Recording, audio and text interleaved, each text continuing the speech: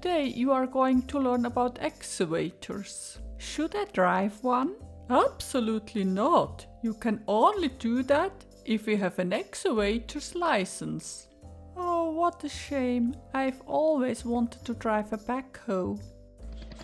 Excavators can dig holes, pick up objects, and even demolish buildings with their powerful arms and shovels.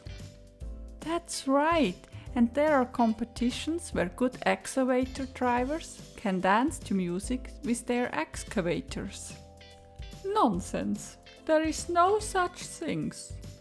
But there are submersibles excavators built specifically to work underwater.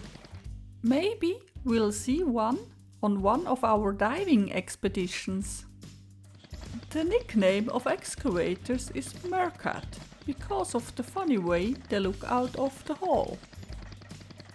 Dredge operators wear protecting clothing, helmets, vests and good shoes to keep them safe during their strenuous work. Well, you two, want a ride? I have some time now. That would be great! Can we dance with the excavator? Nonsense! Dancing!